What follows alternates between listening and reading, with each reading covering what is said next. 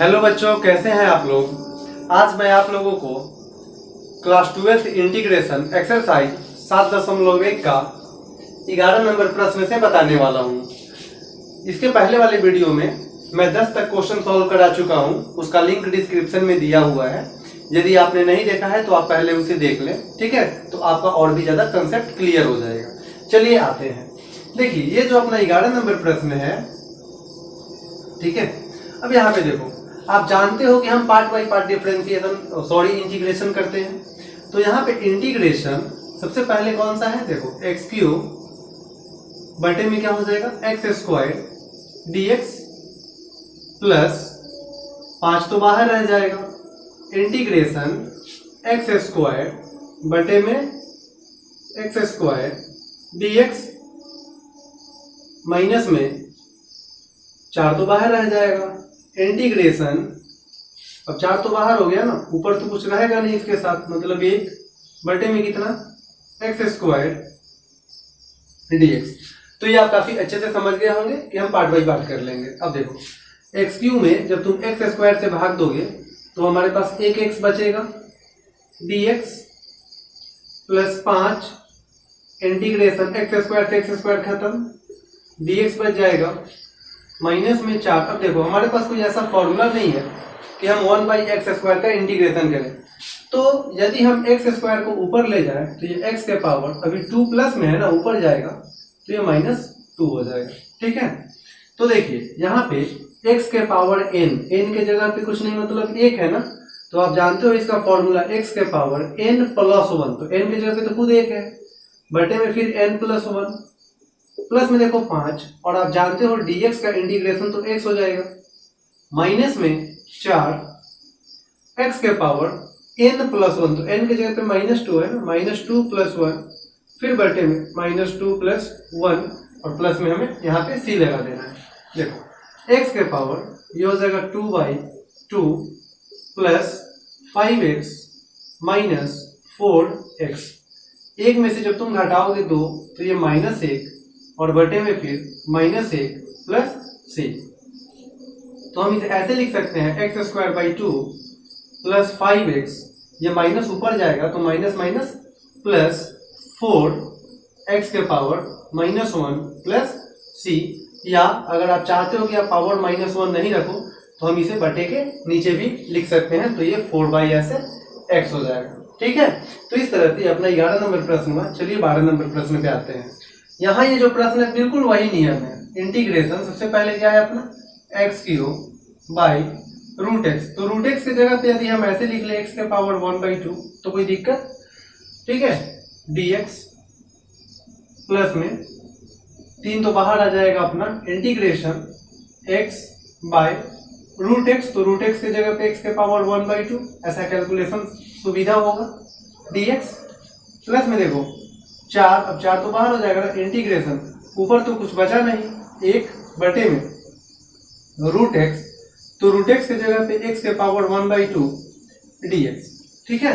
तो देखिए यहाँ पे इंटीग्रेशन आधार समान हो और भाग में हो, बटे में हो, तो पावर को घटा लेते हैं, तो x के पावर 3 में से घटा लेंगे 1/2 को dx, ठीक है, प्लस 3 इंटीग्रेशन, देखो फिर सब में वही चीज है, आधार समान है ना, पावर को घटा लो, यहाँ पावर ऊपर कुछ नहीं, मतलब 1 में से घटाएंगे, नीचे 1/2 dx प्लस में 4 इंटीग्रेशन। अब देखो, अब ये पावर जो प्लस में ना है ऊपर ले जाओगे तो ये माइनस में हो जाएगा, -1/2 dx, ठीक है। तो बच्चों यहाँ से ये हो जाएगा इंटीग्रेशन x के पावर 2 में 3 से गुना करोगे 6 में से माइनस करेंगे 1 तो 5/2 dx प्लस 3 इंटीग्रेशन x के पावर 2 में 1 से गुना करोगे तो 2, और 2 में से घटाएंगे 1 तो 1/2 dx प्लस 4 इंटीग्रेशन, ये तो बिल्कुल उसी तरह रह जाएगा dx। अब यहां से हमें फॉर्मूले पे चलना है, तो x के पावर n आप जानते हो, x के पावर n प्लस 1 बटे में n प्लस 1 प्लस में देखो 3, अब अंदर में x के पावर 1/2 है तो n+1 बटे में फिर n+1 प्लस में है 4 x के पावर -1/2 है तो n+1 और बटे में n+1 प्लस में कर देंगे हम लोग c।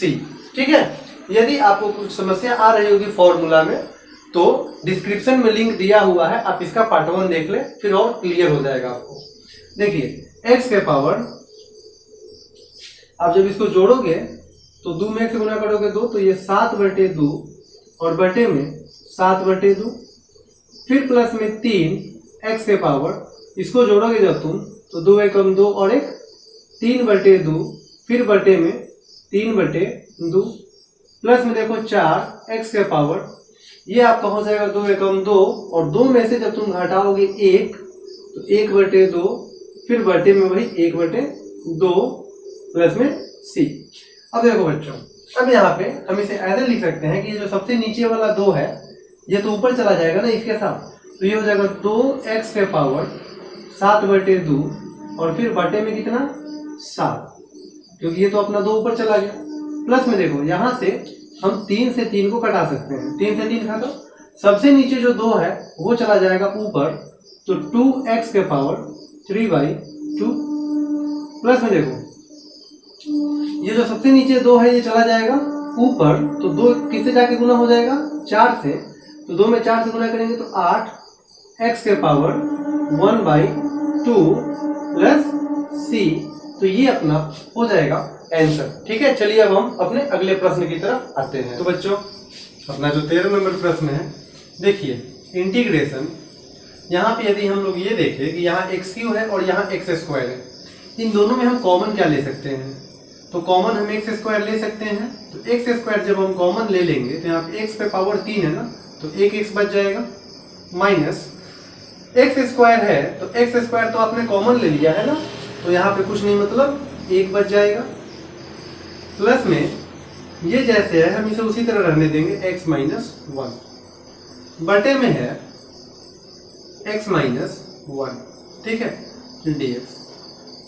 ठीक है, तो बच्चों देखो यहाँ से अब इस पार्ट से और इस पार्ट से हम क्या कॉमन ले सकते हैं, x-1 दोनों में है ना, तो यदि हम x-1 कॉमन ले लें, ठीक है, तो क्या बच जाएगा, यहाँ से बच जाएगा x² प्लस x-1 तो आप बाहर ले चुके हैं तो यहाँ कुछ नहीं बचेगा, मतलब 1 बटे में x-1 dx। तो बच्चों देखो यहाँ x-1 से x-1 कैंसिल हो जाएगा, इंटीग्रेशन बच जाएगा x² प्लस 1 dx।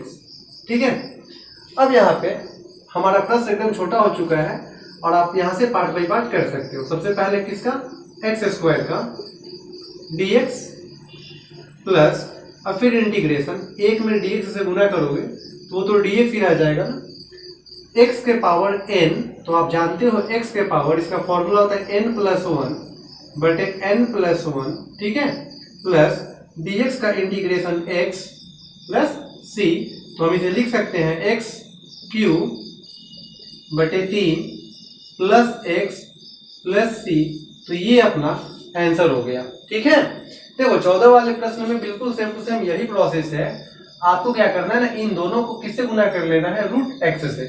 तो जब हम 1 में √x से गुना करेंगे तो √x dx हो जाएगा। ठीक है, एक पार्ट तो ये हो गया, माइनस फिर इंटीग्रेशन जब आप x में किससे गुना करेंगे, √x से, तो हम इसे x√x dx ऐसा लिख सकते हैं।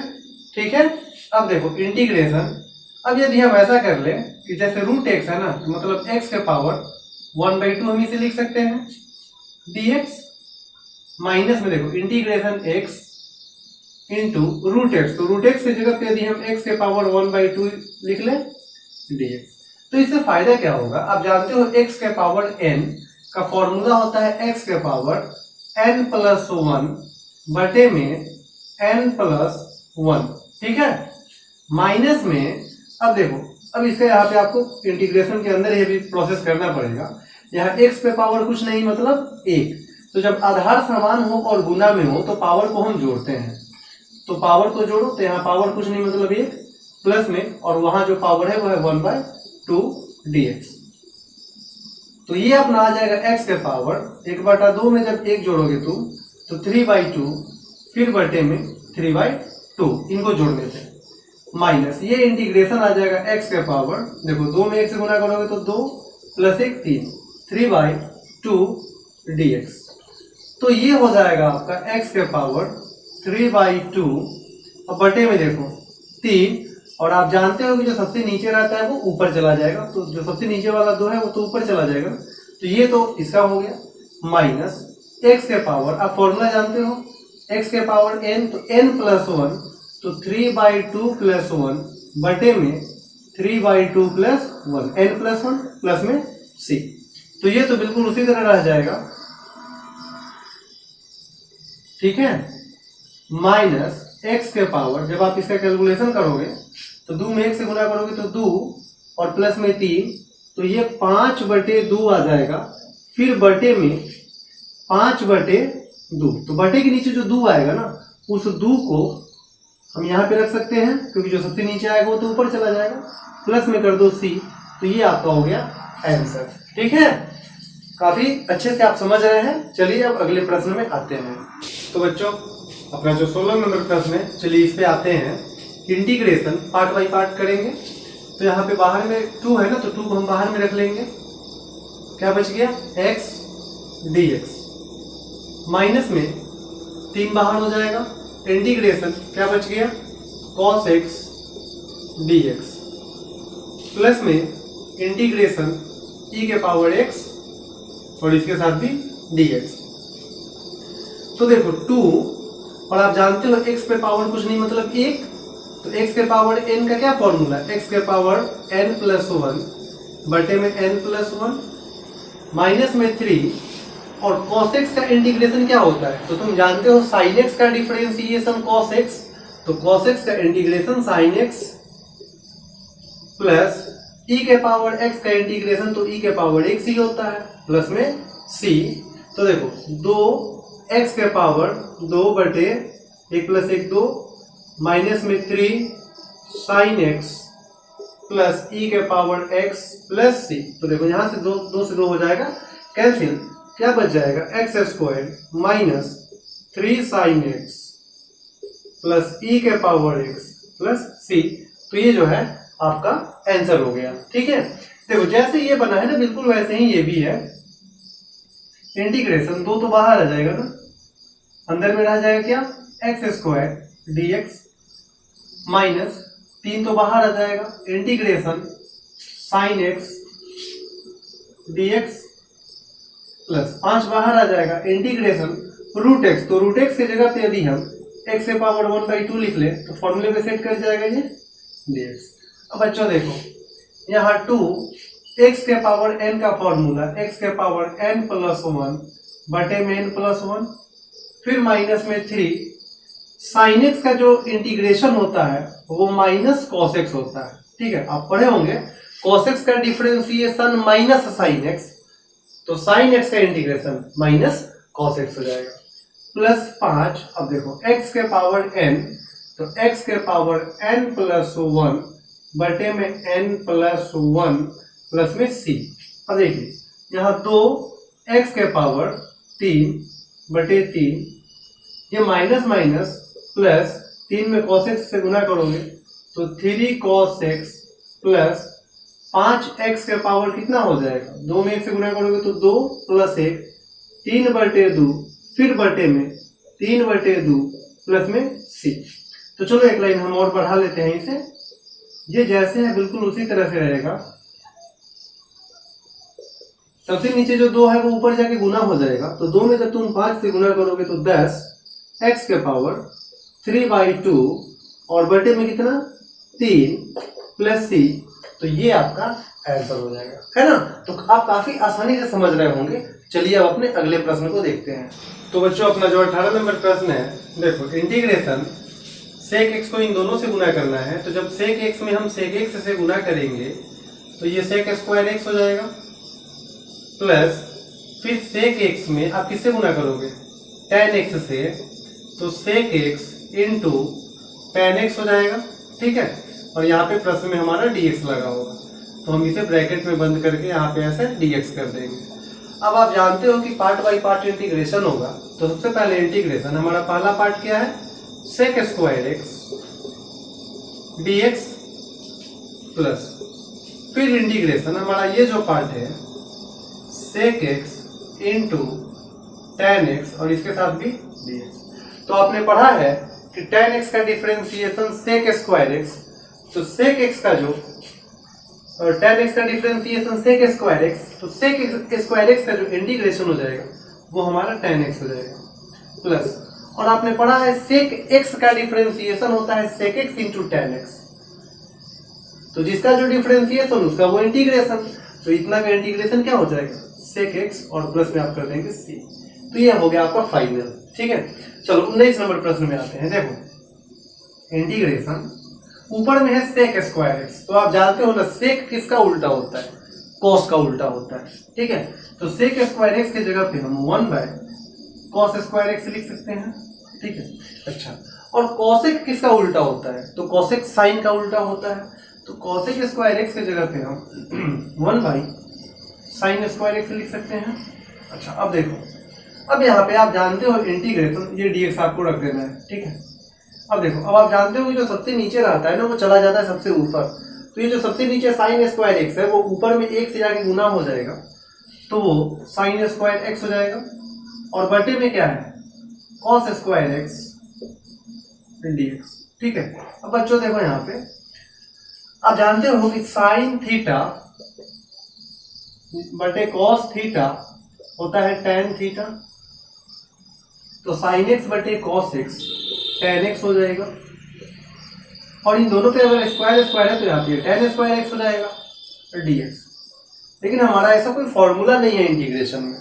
ठीक है, तो आगे हम करेंगे क्या, तो आपने 10वीं क्लास में पढ़ा है कि टेन स्क्वायर थीटा बराबर सेक स्क्वायर थीटा माइनस 1। ठीक है, टेन स्क्वायर थीटा का क्या फॉर्मूला होता है, सेक स्क्वायर थीटा माइनस 1, तो यहाँ पे हम इसी फॉर्मूले का यूज करेंगे। तो टेन स्क्वायर एक्स की जगह पे हम लिख सकते हैं सेक स्क्वायर एक्स माइनस 1 और इसके साथ में dx। अब हमें इसका पार्ट बाई पार्ट इंटीग्रेशन करना पड़ेगा। तो देखो इंटीग्रेशन पहला पार्ट क्या है अपना सेक स्क्वायर एक्स dx। ठीक है, माइनस दूसरा पार्ट एक में जब तुम dx से गुना करोगे तो वो तो dx ही रह जाएगा। अब देखो अभी पढ़ा ना आपने कि सेक स्क्वायर एक्स का इंटीग्रेशन क्या होता है 10x, तो सेक स्क्वायर एक्स का इंटीग्रेशन 10x माइनस और dx का इंटीग्रेशन x प्लस सी, तो ये आपका हो गया फाइनल। ठीक है, चलिए 20 नंबर प्रश्न पे आते हैं। तो बच्चों देखिए यहाँ पे इंटीग्रेशन, यहाँ पे जो है 2 बटे में cos स्क्वायर एक्स माइनस में 3 तो बाहर आ जाएगा इंटीग्रेशन साइन एक्स बटे में जो cos स्क्वायर एक्स है उसको हम ऐसे लिख सकते हैं cos x into cos x, ऐसे दो हिस्सों में लिख सकते हैं dx। ठीक है, यहां से जो 2 है ना इसे आप बाहर कर दो और यहाँ 1 कर दो। तो देखो 2 इंटीग्रेशन 1 बाई कॉस, तो आप जानते हैं कॉस का उल्टा सेक होता है, तो ये सेक स्क्वायर एक्स हो जाएगा माइनस 3 इंटीग्रेशन देखिए साइन एक्स बटा कॉस एक्स टेन एक्स हो जाएगा, टेन एक्स इंटू में ये तो साइन एक्स बटा कॉस एक्स टेन एक्स हो गया ना, चलिए इसे मैं हटा देता हूँ। अब कॉस एक्स ऊपर कुछ नहीं मतलब 1, तो 1 बाई कॉस मतलब कॉस का उल्टा क्या होता है सेक एक्स dx। ठीक है, कॉन्सेप्ट आपको एकदम क्लियर हो रहा होगा। देखिए 2 सेक स्क्वायर एक्स का इंटीग्रेशन क्या होता है अपना टेन एक्स माइनस 3 और सेक एक्स का differentiation sec x into tan x, तो इसका इंटीग्रेशन भी क्या हो जाएगा सेक एक्स हो जाएगा और प्लस में हो जाएगा अपना c। तो इस प्रकार से ये अपना 20 नंबर प्रश्न हो गया फाइनल। ठीक है, चलिए अब अपने आखिरी प्रश्नों पे आते हैं। तो बच्चों अपना जो 21 नंबर प्रश्न है, देखो integration part by part integration करेंगे जब, तो रूट एक्स पहले है, तो रूट एक्स की जगह पे यदि हम लिख ले एक्स के पावर 1/2 dx। ठीक है, प्लस में देखो इंटीग्रेशन 1 बाई रूट एक्स, तो 1 बाई रूट एक्स की जगह पे एक्स के पावर 1/2 dx।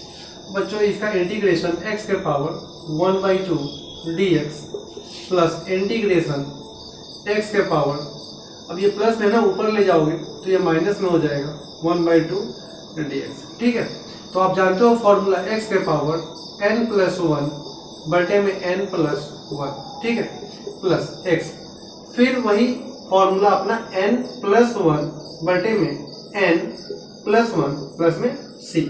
अब देखो ये हम लिख सकते हैं x के पावर, जब आप इसे जोड़ोगे तो 3/2 बटे में फिर 3/2 प्लस में x के पावर 2 में 1 से गुना करोगे तो 2, और 2 में से घटाएंगे 1 तो 1/2, फिर बटे में 1/2 प्लस c। x के पावर 3/2 बटे में 3, और जो सबसे नीचे अपना 2 है वो तो ऊपर जाके गुना हो जाएगा ना, ऐसा। प्लस में देखो x के पावर 1/2, और देखो सबसे नीचे जो 2 है ये ऊपर आके गुना हो जाएगा, और बटा में 1 लिखने की कोई जरूरत आपको है नहीं, प्लस c, तो ये अपना आंसर हो जाएगा। आप चाहो तो x के पावर 1/2 न लिख करके यहाँ √x भी लिख सकते हो। ठीक है, देखिए बच्चों 22 नंबर जो अपना प्रश्न है उसमें यहाँ पे आपको ये दिया हुआ है कि df(x/dx = 4x³ - 3y(x के पावर 4)। आपको इसे इंटीग्रेशन करना है। ठीक है, फिर f2 बराबर 0 रखना है और fx का वैल्यू बताना है। तो देखो चूंकि fx = 4x³ - 3y(x के पावर 4), हम इसे यहाँ पे ऐसे dx लगा लेते हैं। ठीक है, अब पार्ट बाई पार्ट हम इसका करेंगे इंटीग्रेशन। तो इंटीग्रेशन हमें करना है किसका, हमारे इस फंक्शन का। तो देखो सबसे पहले ये वाला पार्ट है तो हम 4 को बाहर करेंगे, इंटीग्रेशन x³ dx। ठीक है, माइनस यहाँ से हम 3 को बाहर करेंगे, इंटीग्रेशन, और 3 तो बाहर आ गया ना, 1/x के पावर 4 dx। अब यहाँ से ये अपना हो जाएगा 4x के पावर 3 + 1 4/4, माइनस में 3, इंटीग्रेशन, प्लस में ना है ये, इसे ऊपर ले जाओगे तो x के पावर -4 dx। तो बच्चों देखो ये 4 से 4 हो जाएगा कैंसिल, x के पावर 4 - 3x के पावर, अब ये वही फॉर्मूला जो है अपना n+1 बटे में n+1 प्लस में c। तो ये fx जो है,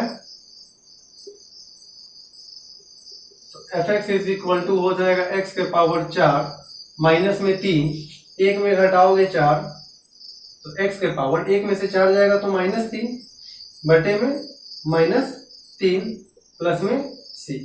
अब देखो बच्चों, अब यहाँ पे जो है अपना ये 3 से 3 हो जाएगा कैंसिल, तो fx बराबर x के पावर 4, ये माइनस जाएगा ऊपर जब तो माइनस माइनस प्लस। अब देखो हम इसे ऐसे भी लिख सकते हैं, x के पावर -3 है ना, अगर हम पावर माइनस हटाना चाहें, या चलो मैं एक लाइन बढ़ा देता हूँ, x के पावर -3 प्लस में कितना c।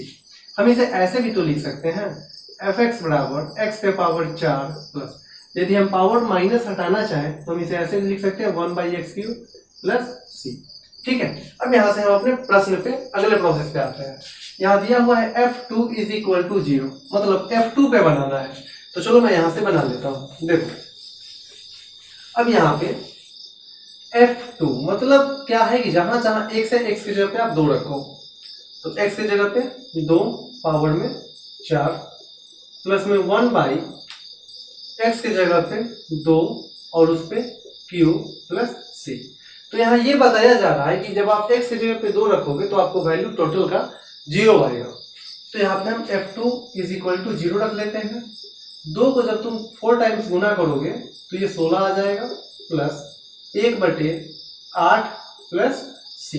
ठीक है, तो यहाँ से c प्लस में है, इधर लाओगे तो c माइनस में हो जाएगा, और इधर अपना जो LCM हो जाएगा वो 8 हो जाएगा। 8 में जब तुम 16 से गुना करोगे तो ये 128 प्लस में 1 हो जाएगा, तो c का वैल्यू अपना आ जाएगा -129/8, क्योंकि जो माइनस है वो अपना चला जाएगा उधर, इसलिए हमसे यहाँ fx पूछा जा रहा है। तो इसलिए fx = देखिए ये जैसे है लिख देंगे, x के पावर 4 प्लस 1/x³ प्लस में c है ना, तो c का वैल्यू कितना आया -129/8, तो -129/8 तो ये अपना आंसर हो जाएगा। तो मुझे उम्मीद है कि आप काफी अच्छे से समझ गए होंगे। फिर भी यदि किसी प्रश्न में आपको समस्या आ रही हो तो वीडियो को आप एक बार फिर से देख लो, आपकी वो समस्या भी दूर हो जाएगी। ऐसे उसकी नौबत नहीं आनी चाहिए। ठीक है, तो बच्चों आज तक के लिए इतना ही। जय हिंद।